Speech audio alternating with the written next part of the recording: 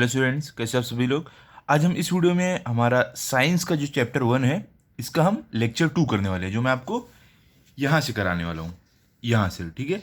यहाँ तक हमने लेक्चर 1 में कर लिया है। अगर आपने नहीं देखा हो तो आप प्लेलिस्ट में जाओ 6 क्लास की, उसमें आपको साइंस का लेक्चर 1 मिल जाएगा, चैप्टर 1 का। ठीक है, तो आज हम यहाँ से करने वाले हैं। लेकिन इससे पहले अगर आप चैनल पर नए हो तो चैनल को सब्सक्राइब कर दो और बेल आइकन को भी प्रेस कर दो ताकि आपको हमारे आगे की वीडियोस मिले। ओके, तो देखो आज हम यहाँ से स्टार्ट करने वाले हैं। तो आज का हमारा पहला टॉपिक क्या है? Air pollution. क्या है? Air pollution. देखो अभी ये एयर पोल्यूशन होता क्या है। देखो, जब कोई भी गैस हवा में रिलीज होती है, जब हवा में जाके मिक्स होती है और वो हवा को प्रदूषित कर देती है, पोल्यूट कर देती है, तो उसको हम बोलते हैं एयर पोल्यूशन।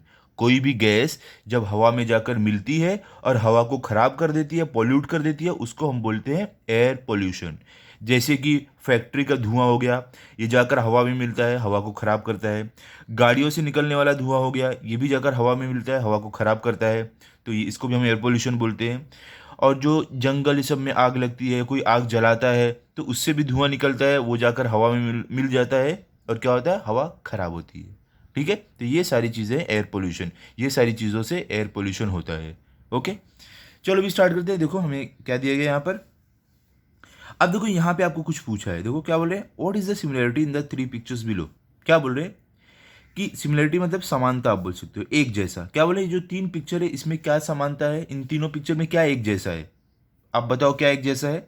एकदम आसान है, बिल्कुल सही। क्या एक जैसा है, तीनों पिक्चर में आपको स्मोक मतलब धुआं दिखेगा। देखो यहाँ पे भी धुआं निकल रहा है, ये कार से भी धुआं निकल रहा है, जलते हुए जो ये पेड़ पौधे हैं इनसे भी धुआं निकल रहा है। तो ये सारी चीज़ें एयर पोल्यूशन कर रही है। ठीक है, अब देखो यहाँ पे लिखा क्या है आपको, all the above pictures show large scale emission of smoke through different agencies. क्या बोल रहे हैं कि जो भी पिक्चर हमें ऊपर दिखाई गई है इनमें से एमिशन ऑफ स्मोक मतलब इनमें से धुआं निकल रहा है, अलग अलग जो यहाँ पे चीज़ें हैं। कहीं पर क्या हो रहा है, फैक्ट्री से धुआं निकल रहा है, कहीं पर कार से धुआं निकल रहा है, कहीं पर जलते हुए पेड़ों से धुआं निकल रहा है, बहुत ही ज़्यादा मात्रा में, ऐसे यहाँ पर बोले हैं। This smoke directly mix with the atmosphere disturbing the balance between the constituents of air. क्या बोल रहे हैं, ये जो स्मोक है, ये जो धुआं है, क्या होता है, ये डायरेक्टली जाके मिक्स हो जाता है एटमॉस्फेयर में मतलब हवा में। और इससे क्या होता है, ये डिस्टर्ब करता है हमारा जो बैलेंस बना हुआ है कॉन्स्टिट्यूएंट्स ऑफ एयर का, मतलब कि जो अलग अलग गैसेज हैं उनमें जाकर ये मिक्स होता है और उनका जो बैलेंस है वो बिगड़ जाता है। ओके, इससे क्या होता है, this is called air pollution. इसको हम एयर पोल्यूशन बोलते हैं। ओके, अब आगे क्या है, harmful gases are given out through combustion of fuels in vehicles and in big industries and also through incomplete combustion of fuels like wood and coal। क्या बोल रहे हैं कि जो हार्मफुल गैसेस रहती है, जो खतरनाक गैसेस रहती हैं, वो कैसे आती है, वो कंबशन ऑफ फ्यूल से आती है। मतलब कि जब कोई ईंधन, फ्यूल, पेट्रोल, डीजल, केरोसिन या तो कोल, ये सब जब जलता है तो उससे क्या होता है, हार्मफुल गैसेस, खतरनाक गैस निकलती है। ओके, तो ये सब जो फ्यूल है व्हीकल में जलता है। ठीक है, तो इससे क्या होता है, इससे खतरनाक गैसेस निकलती है। और इंडस्ट्रीज, जो बड़ी बड़ी इंडस्ट्रीज भी रहती है, जो फैक्ट्रीज रहती है, उसमें भी ये सब फ्यूल का इस्तेमाल होता है। तो वहाँ से भी ये सब फ्यूल जलने के बाद खतरनाक गैसेस निकलती है। ओके, ये हुआ। एक और वजह है जिससे खतरनाक गैस निकलती है, वो क्या है, इनकम्प्लीट कंबशन। मतलब कि अधूरा, जब कोई चीज़ जल रही है वो अधूरी रह जाए, अच्छे से जले नहीं, तो क्या होता है, उसमें से बहुत ज़्यादा धुआं निकलता है, गैस निकलती है। ओके, जैसे कि वुड मतलब लकड़ी, कोल। अपने गांव में अगर आप गए होगे ठंडियों के टाइम पे तो वहाँ पर देखोगे लकड़ी जलाते हैं, और अगर वो अच्छे से जलती नहीं है, आग बुझ जाती है लेकिन लकड़ी जली नहीं रहती है, तो धुआं निकलते रहता है। ठीक है, देखो लगातार धुआं निकलता है, तो क्या होता है, वो इनकम्प्लीट कंबशन होता है। ओके, तो उससे भी क्या होता है, जो धुआं निकलता है उससे भी हमारी एयर पॉल्यूट होती है। As a result air pollution is increasing day by day. क्या बोला, इन सब कारणों की वजह से जो एयर पोल्यूशन है वो दिन ब दिन बढ़ते जा रहा है।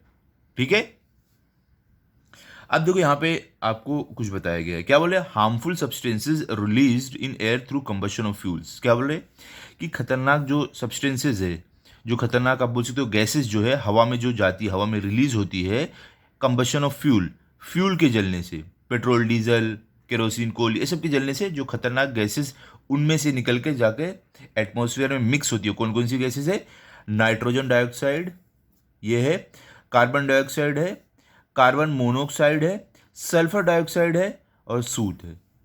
ये सारी जो गैसेज है ना बहुत ही ज़्यादा खतरनाक होती है जब जाकर हवा में मिलती है। इनसे क्या होता है, हवा हमारी पॉल्यूट होती है, प्रदूषित होती है, हमें सांस लेने में मुश्किल होती है और कभी कभी एसिड रेन भी होती है। एसिड रेन क्या होती है, ये पोल्यूशन की वजह से ही होती है। और एसिड रेन में क्या होता है, जो बारिश होती है ना उसमें एसिड मतलब कि वो क्रॉप्स जो रहते हैं ना, जो खेत में पौधे जो रहते हैं, क्रॉप्स रहते हैं, वो सबको बहुत ज़्यादा नुकसान पहुंचता है एसिड रेन से।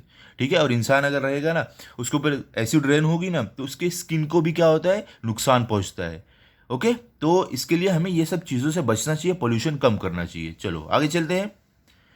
अब देखो यहाँ पर आपको क्या बता रहे हैं, ozone layer the protective shell. देखो ओजोन लेयर क्या होता है, ओजोन लेयर जो है ना ये हमारे इन्वायरमेंट में ना, हमारे एटमॉस्फेयर में एक गैस टाइप है, एक लेयर है गैस की। उससे क्या होता है, जो सूरज की खतरनाक किरणें रहती है ना, जो सूरज की खतरनाक रोशनी जो रहती है ना उसको हम तक आने से रोकती है ये लेयर। जो सूरज की अल्ट्रा वायलेट रेज होती है, जो अल्ट्रा वायलेट रेज है ना अगर आकर डायरेक्ट हमारी स्किन पर पड़ेगी ना हमारी स्किन को जला देगी। तो उसको रोकती है, हाँ कौन रोकता है, ओजोन लेयर रोकता है सूरज की उन खतरनाक किरणों को। तो उसके बारे में हम पढ़ने वाले हैं। क्या है देखते हैं।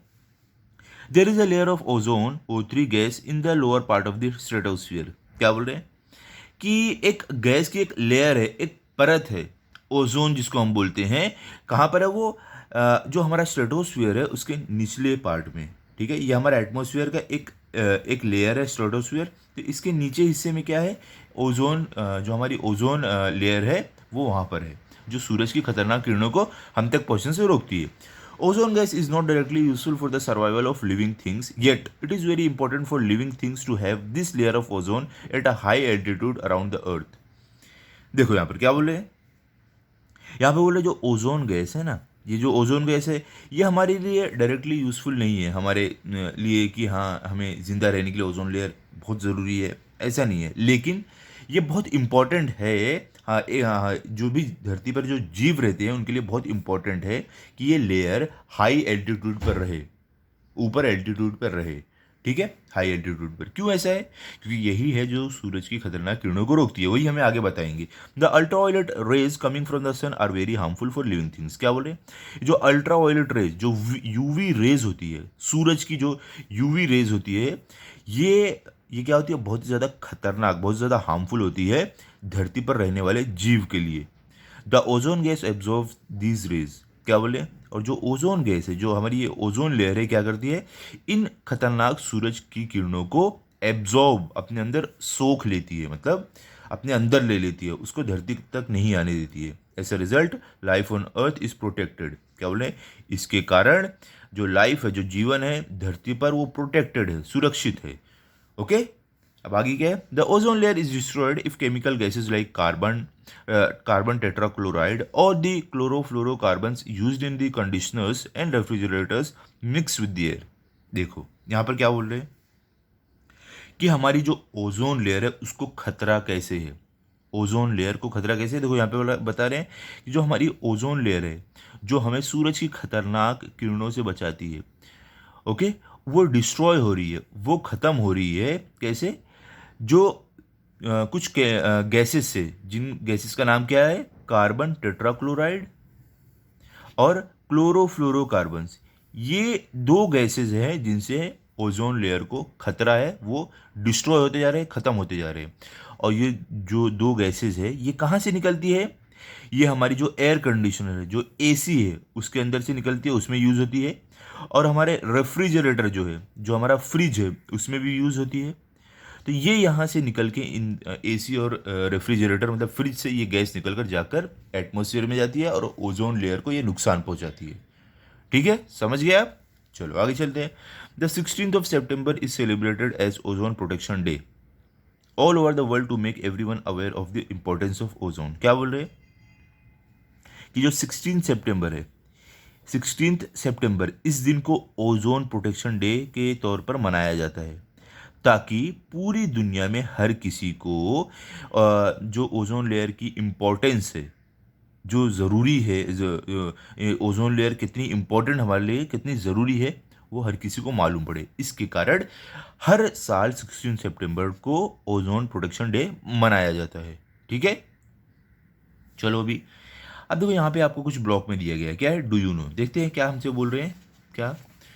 In metropolitan cities like Mumbai, Pune, or Nagpur, boards are displayed at places of heavy traffic to show the proportions of the various constituents of the air at that place. क्या यहाँ पर बोल रहे हैं? देखो मैं आपको बताता हूँ। यहाँ पर बोल रहे हैं कि जो सिटीज़ है बड़ी बड़ी, जैसे कि मुंबई, पुणे, नागपुर, इन सिटीज़ में क्या होता है, एक बोर्ड लगा रहता है।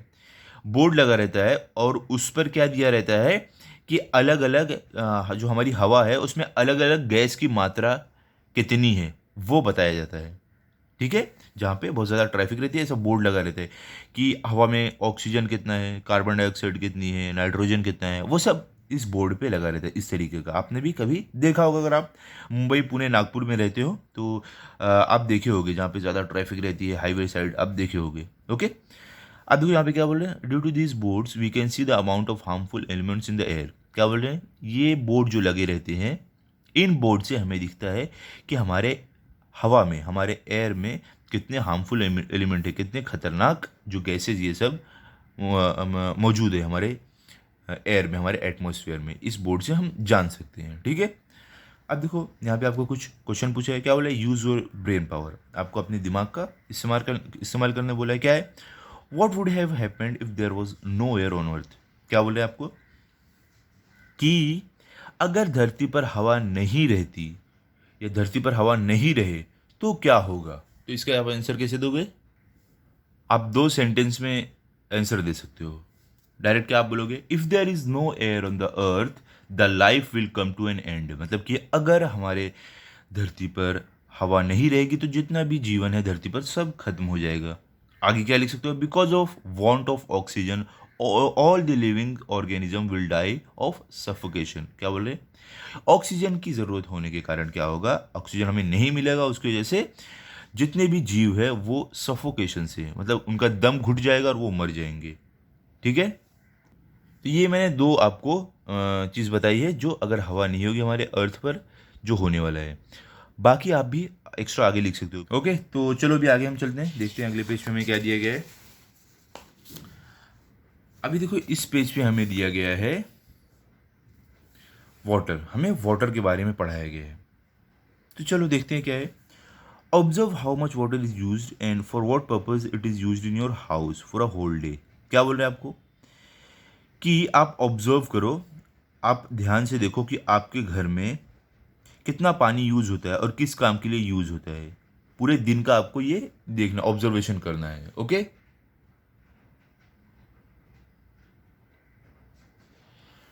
ठीक है, तो ये ऑब्जर्वेशन आपको पूरे दिन का अपने घर में करना है। यहाँ पे देखो आपको टेबल दिया गया है, इसमें ही आपको ऑब्जर्व करके लिखना है। यहाँ पे देखो बोल रहे हैं record it in a chart like the one shown here.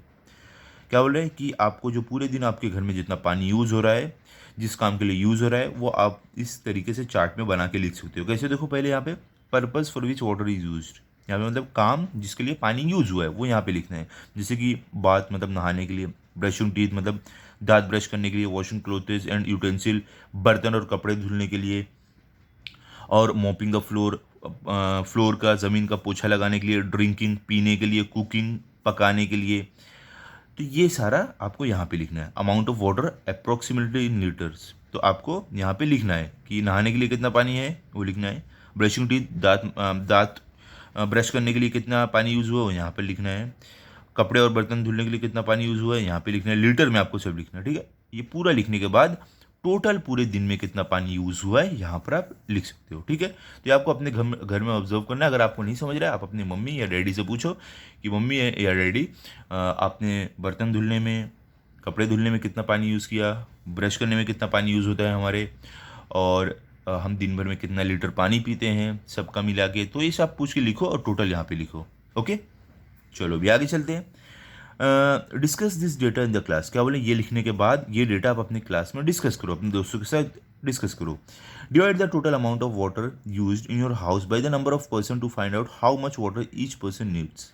क्या बोल रहे हैं यहाँ पर, आप क्या करो, जो टोटल अमाउंट ऑफ वाटर है, मतलब कि जो आपने दिन भर का पूरा पानी अपने घर का जोड़ा है कि सब लोग का मिला के कितना पानी यूज़ हो रहा है, तो क्या करो आप, जो पूरा आपको टोटल पानी मिला है उसको डिवाइड करो, जितने आपके घर में जितने जन हैं उनसे डिवाइड करो। समझ लो आपके घर में अगर 3 जन है तो जो टोटल मिला है उसको 3 से डिवाइड करो, 4 जन है तो जो टोटल मिला है उसको 4 से डिवाइड करो। तो इससे हमें क्या पता चलेगा कि हर एक इंसान को कितनी पानी की ज़रूरत पड़ती है एक दिन में। ठीक है, चलो अभी आगे चलते हैं।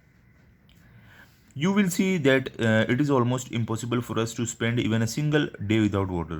क्या बोल रहे हैं कि आपने तो देखा ही होगा, आपको पता ही होगा कि ये पानी के बिना एक दिन भी गुजारा कर पाना इम्पॉसिबल है, नामुमकिन है। ठीक है, we need to drink 3 to 4 liters of water every day so that all our bodily functions run smoothly. क्या बोल रहे हैं कि हमें हमें हर रोज़ 3 से 4 लीटर पानी पीने की ज़रूरत पड़ती है, ताकि हमारे बॉडी के जो फंक्शंस है, जो बॉडी में हमारे काम होता है, वो एकदम स्मूथली चले, एकदम अच्छे से चले।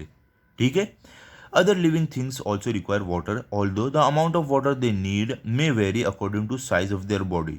क्या बोले कि जो अदर लिविंग थिंग्स है, जो दूसरे जीव हैं, उनको भी वाटर, पानी की रिक्वायरमेंट होती है, पानी की ज़रूरत होती है। भले से जो उनकी पानी की ज़रूरत है वो अलग अलग हो सकती है उनके साइज़ के हिसाब से। छोटा जानवर है, अगर छोटा जीव है तो उसे कम पानी चाहिए, बड़ा जीव है तो ज़्यादा पानी चाहिए। तो इस तरीके से उनके पानी की ज़रूरत कम ज़्यादा हो सकती है, लेकिन पानी उनके लिए भी ज़रूरी है। ठीक है, आगे क्या है, thus we see that water is very important. क्या बोल रहे हैं कि इस कारण हम ये देख सकते हैं कि पानी जो है वो बहुत ही ज़्यादा इंपॉर्टेंट है, बहुत ही ज़्यादा ज़रूरी है। ठीक है, अभी चलो आगे चलते हैं। If hydrogen gas Burns in air it combines with oxygen and water is formed. क्या बोल रहे हैं यहाँ पर कि जब हाइड्रोजन गैस जलती है, जब हाइड्रोजन गैस जलती है हवा में और ये ऑक्सीजन के साथ जब मिलती है तब क्या होता है, पानी बनता है, तब पानी बनता है। तो पानी देखो कैसे बनता है, जब हाइड्रोजन गैस जलती है और वो जाकर ऑक्सीजन से मिलती है तब क्या बनता है, पानी। ठीक है, आपको पानी का फॉर्मूला मालूम है, पानी का फॉर्मूला क्या है, H2O। ठीक है, H2O, ये देखो, ये है H2O, ये हमारा हाइड्रोजन है, ये ऑक्सीजन है, ये हमारे पानी का ये फॉर्मूला है। ओके, अब आगे क्या है, we have learned about some characteristic of water in the previous standards. क्या बोले कि हमने पानी के कुछ कैरेक्टरिस्टिक सीखे थे अपने पिछले क्लास में। ओके, तो यहाँ पे देखो आगे हमें बताया गया है, क्या बताया गया है कि पानी जो है हमारा धरती पर कितनी मात्रा में, कौन सा पानी है, पीने वाला कौन कितना है और खारा पानी कितना है, ऐसे बताया गया है। तो देखो यहाँ पर क्या हुआ है, ऑब्जर्व एंड डिस्कस। क्या बोले, इसको ऑब्जर्व करो, मतलब ध्यान से देखो, डिस्कस करो, इसकी चर्चा करो। क्या है, तो यहाँ पे ये ब्लू वाला पार्ट आपको पूरा दिख रहा है, इतना सारा, ये कैसा पानी है, ये सी एंड ओशियन है, ये समुद्र का है, जो सी और ओशियन रहता है उसका पानी। ये कैसा रहता है, खारा रहता है, एकदम पीने लायक ये पानी नहीं रहता है। ठीक है, बहुत ज़्यादा खारा रहता है। उसके बाद हमारा कौन सा आता है, देखो ये ब्राउन पार्ट दिख रहा है, ये कौन सा पानी है, ground water, ice and water in other forms. क्या बोले, जो ब्राउन वाला पार्ट है, इतना जो पार्ट है क्या है, ये ग्राउंड वाटर है, मतलब जो ज़मीन के नीचे पानी रहता है, या तो पानी जो आइस के बर्फ़ के रूप में रहता है वो, या तो पानी का जो और भी दूसरा रूप है, वो सब ये ब्राउन वाला है। ठीक है, अब देखो पीने का जो पानी है कितना कम है, देखो एकदम पतली लाइन ग्रीन की दिख रही है, इतना सा हमारा पीने का पानी है, वाटर अवेलेबल फॉर ड्रिंकिंग। पीने का पानी इतना सा है, इतना कम है। ठीक है, तो देखिए यहाँ पे हमें बताया distribution of water on earth. क्या बोले कि हमारे जो अर्थ है, धरती है, उस पर कैसे पानी बटा हुआ, डिस्ट्रीब्यूट हुआ अलग अलग कैटेगरी में, ये दिखाया है। ओके, समझ गए आप, पीने का पानी कितना कम है, खारा पानी कितना ज़्यादा है, और आइस और जो ज़मीन के नीचे का पानी है और दूसरा जो पानी का रूप है वो इतना सा है। ठीक है, चलो अभी आगे चलते हैं। यहाँ पे देखो हमें ये ब्लॉक में क्या बताया गया है, in nature water occurs in 3 states. क्या बोल रहे हैं, नेचर में, प्रकृति में पानी 3 रूप में होता है। क्या है, water does not have colour. देखो यहाँ पे क्या बोल रहे हैं कि पानी 3 रूप में होता है। 3 रूप कौन सा है बताओ, एक तो सॉलिड में रहता है हमारा पानी, जो कौन सा है, बर्फ। बर्फ कैसे रहता है, सॉलिड रहता है, तो वो भी पानी रहता है, तो एक रूप हो गया। फिर लिक्विड में रहता है, तो लिक्विड कौन सा रूप है, जो हमारा नॉर्मल पानी है वो लिक्विड रूप है।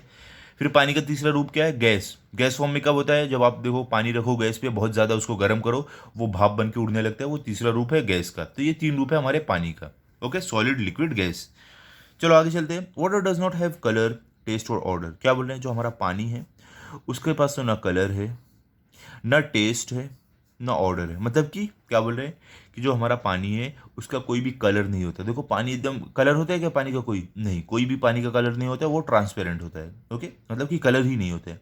और पानी का कोई भी टेस्ट नहीं होता है, ना खट्टा होता है ना मीठा होता है। मैं पीने वाले पानी की बात कर रहा हूँ, ठीक है, ना खट्टा होता है, ना मीठा होता है, ना खारा होता है, कुछ भी नहीं रहता है, वो एकदम और टेस्टलेस रहता है। और पानी में कोई ऑर्डर भी नहीं रहता है, मतलब कि पानी की कोई स्मेल भी नहीं रहती है, पानी स्मेल नहीं करता है। ओके, पानी के अंदर कोई भी स्मेल नहीं रहती है। इसमें से स्मेल को हम हिंदी में क्या बोलेंगे, उसकी आप बोल सकते उसकी कोई महक नहीं रहती है, ठीक है। आगे क्या है, many substances readily dissolve in water. क्या बोल रहे हैं कि बहुत सारी जो सब्सटेंस रहती है, बहुत सारी जो चीज़ें रहती है, वो क्या होता है, अक्सर पानी में घुल जाते हैं, डिजॉल्व हो जाते हैं, मतलब घुल जाते हैं। Therefore water is universal solvent. क्या बोल रहे हैं कि क्या इसके लिए हम क्या बोलते हैं, जो हमारा वाटर है, जो पानी है, वो यूनिवर्सल सॉल्वेंट है। अब देखो आगे क्या बोल रहे हैं, the blood of animals and the shape in plants contain a very high proportion of water. क्या बोल रहे हैं यहाँ पर, जो ब्लड रहते हैं एनिमल के, एनिमल में क्या हम लोग भी आ जाएंगे, ठीक है, जो ब्लड रहते हैं और जो सैप, देखो ये सैप क्या है, जैसे एनिमल्स के अंदर, इंसान के अंदर जो ब्लड रहता है ना, सर्कुलेट होता है बॉडी में, वैसे प्लांट के अंदर सैप रहता है, ठीक है। तो क्या बोले, जो ब्लड है एनिमल का उसमें, और जो प्लांट का सैप है, मतलब जो प्लांट का ब्लड आप बोल सकते हो एक तरीके से, इसमें बहुत ज़्यादा मात्रा में पानी रहता है, ठीक है। हमारे शरीर में भी देखो पानी रहता है, वैसे ही प्लांट के अंदर जो सैप है, जो प्लांट के समझ लो, जो एक तरीके से जो प्लांट का खून होता है, उसमें भी पानी रहता है बहुत ज़्यादा।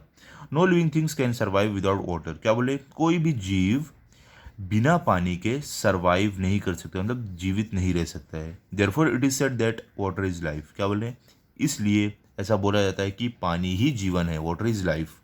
ओके, चलो आगे चलते हैं। अब देखो यहाँ पे आपको एक ब्लॉक दिया गया है, एक यहाँ पे आपको टेबल बनाया है। क्या है इसमें, वाटर अवेलेबल ऑन अर्थ। क्या बोल रहे हैं कि यहाँ पे हमें लिखना है कि कौन कौन से फॉर्म में वाटर हमारे धरती पर है, और उनका परसेंटेज क्या है, वो कितनी मात्रा में है, वो हमें लिखना है। कुछ लिख के दिए गए, कुछ हमें फिल करना है। सबसे पहले क्या है, सीज ओशियन, देखिए समुद्र, और ये जो ओशियन है, इसमें इसका कितना मात्रा है हमारी धरती पे पानी की, 97%। हम ये देखो, ये जो हमें बाजू में डायग्राम दिया गया, इसको हम देख के पता लगा सकते हैं। देखो इतना ज़्यादा है, तो 97% क्या रहेगा हमारा, सी और ओशियन का ही रहेगा पानी। उसके बाद क्या है, उससे कम कौन सा आता है, 2.7%। तो देखो समुद्र, और ये जो हमारा समुद्र का जो सी और ओशियन का पानी है, उसके बाद कौन सा पानी आता है जो उससे कम मात्रा में है, क्या है हमारा, हमारा आता है ground water, ice and water and other forms. तो देखो यहाँ पर आप क्या लिख सकते हो, आप यहाँ पे लिख दो फ्रोजन वाटर। ये देखो मैंने बहुत छोटा लिखा है, ये देखो FROZEN है, तो फ्रोजन वाटर एंड आप क्या लिखोगे, ग्राउंड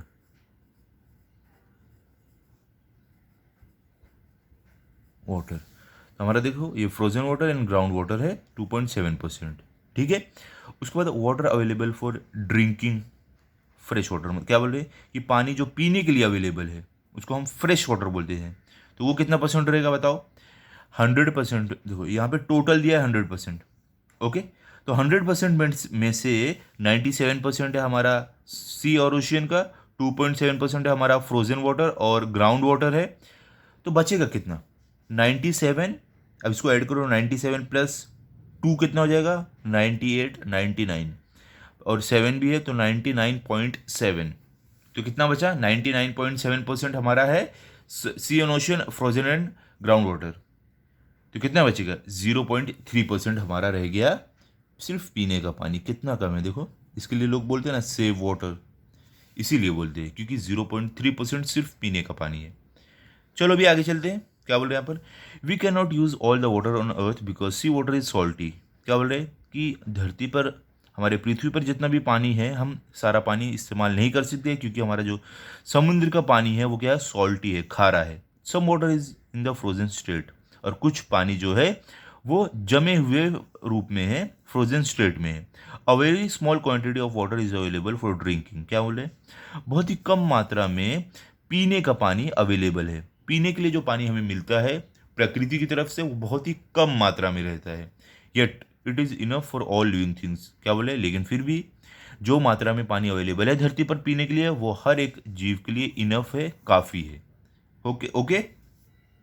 अब देखो यहाँ पे आपको क्या बोल रहे हैं, find out in what veg is the water in seas and oceans useful even though it is salty. क्या बोल रहे हैं कि आपको पता लगाना है कि जो पानी सी और ओशियन में रहता है वो हमारे लिए यूजफुल है, भले से वो खारा है, वो कैसे यूजफुल है हमारे लिए वो आपको पता लगा के बताना है। तो ये देखो, ये आप आसानी से बता सकते हो। कैसे आप बता सकते हो कि समुद्र का पानी भले से ही खारा है लेकिन उसमें फिशेज रहती है, मछलियाँ रहती है, जिससे बहुत सारे लोग का आप बोल सकते हो घर चलता है। जैसे कि जो फिशरमैन रहते हैं, जो मछली मारने वाले रहते हैं, वो लोग मछली मारते हैं, बेचते हैं और उनका घर की रोजी रोटी उसी से चलती है। और आप क्या बोल सकते हो कि सामान को एक जगह से दूसरी जगह लेकर जाने के लिए शिप यूज़ होती है, जो बहुत भारी भारी सामान रहते हैं। ओके, उसको शिप से लेके जाया जाता है एक देश से दूसरे देश में।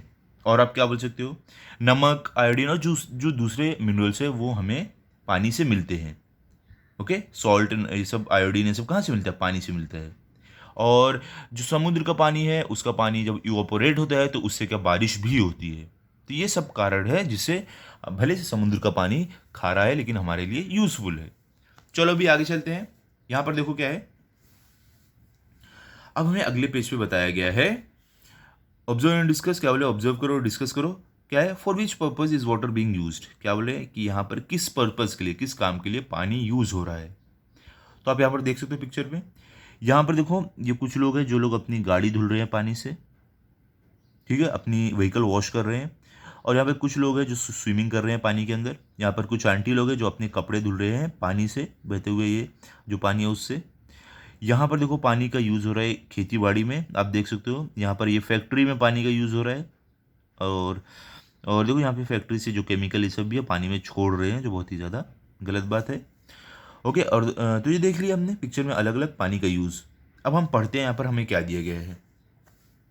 Do other living things use water like we do. क्या बोल रहे हैं कि जो दूसरे जीव है क्या वो भी पानी हमारी तरह यूज़ करते हैं, इस्तेमाल करते हैं, बताओ। नहीं, जो दूसरे जीव हैं पानी को तो देखो वो पीने और नहाने के लिए इस्तेमाल करते हैं, लेकिन उससे ज़्यादा वो कोई यूज़ पानी का नहीं करते हैं। ना उससे अपनी वो गाड़ी धुलते हैं, ना अपने कपड़े धुलते हैं, ना वो फैक्ट्री में इस्तेमाल करते हैं। क्या करते हो, खाली पीते हैं और पानी से नहा लेते हैं, बस, उससे ज़्यादा यूज़ नहीं करते हैं। क्या यहाँ पर, we use water in large quantities. क्या बोल रहे हैं, हम पानी का इस्तेमाल बहुत ज़्यादा मात्रा में करते हैं। We have learned that water on the earth is regulated through the water cycle.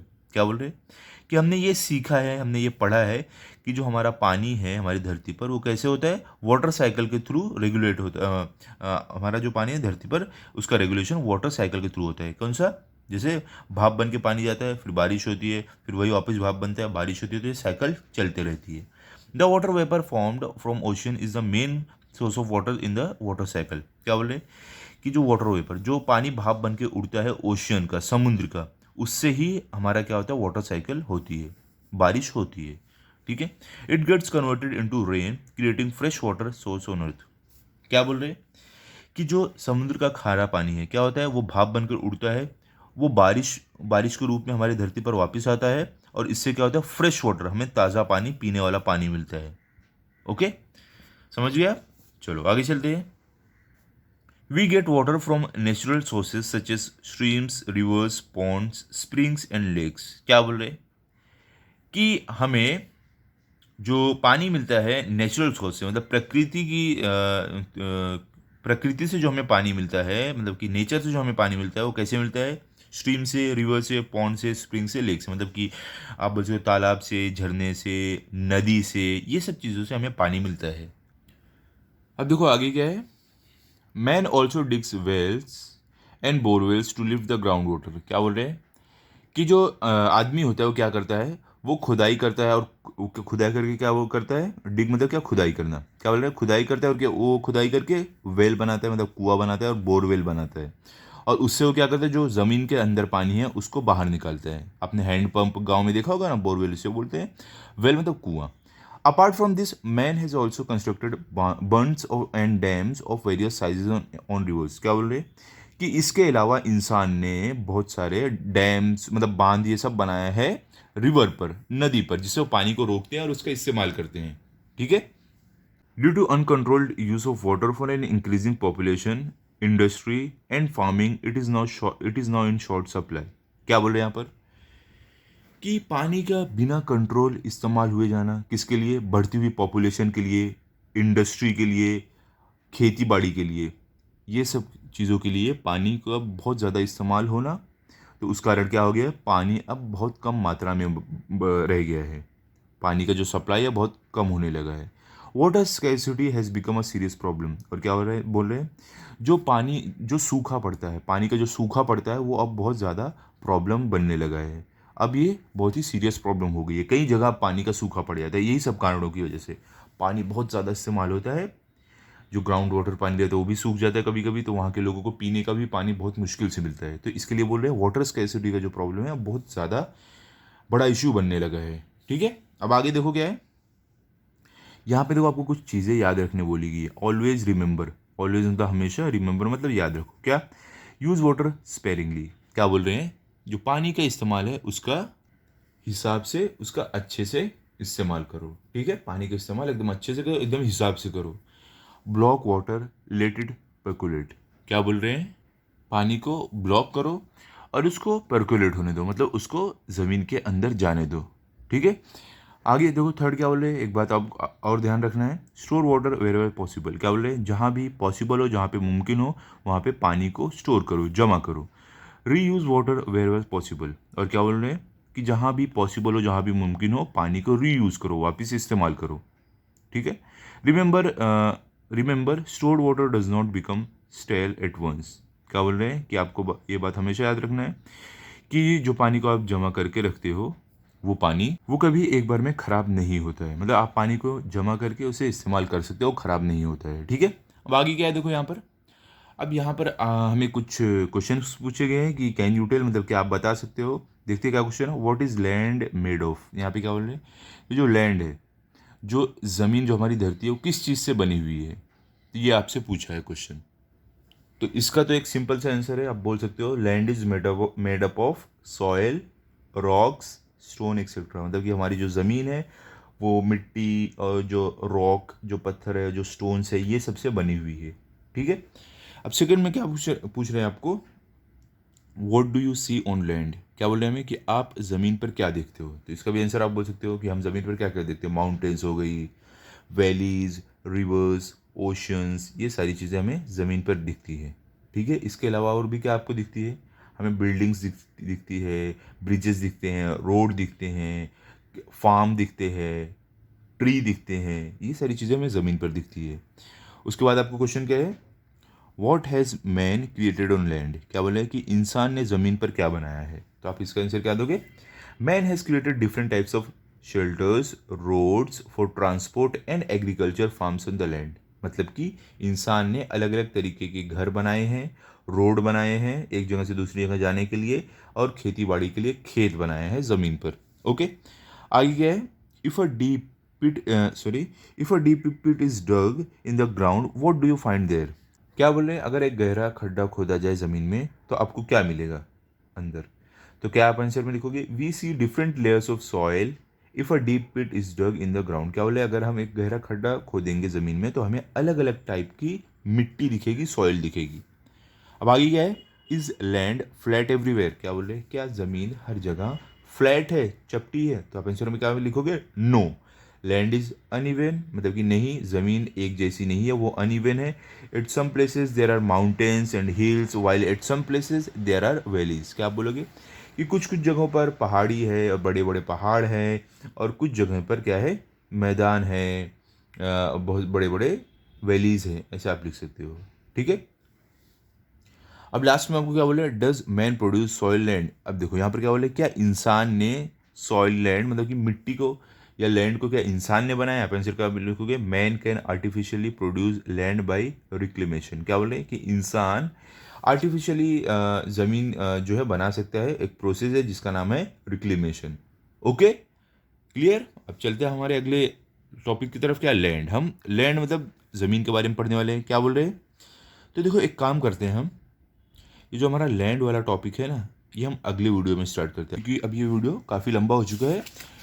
तो यहाँ पर देखो ये जो पूरा है हमारा लैंड का, और यहाँ पे जो भी हमें दिए गए ये हम कवर करेंगे अगले वीडियो में। अगले वीडियो में हमारा लेक्चर 3 में पूरा चैप्टर खत्म हो जाएगा। तो मैं लेक्चर 2 मैंने जहाँ तक कराया आप अच्छे से पढ़ लो, रिवाइज कर लो। मिलते भी अगले वीडियो में। अगर आपको ये वीडियो अच्छा लगा हो तो आप इस वीडियो को लाइक करो, अपने दोस्तों के साथ भी शेयर करो ताकि वो भी पढ़ ले, और हमारे चैनल को सब्सक्राइब करो। Thank you.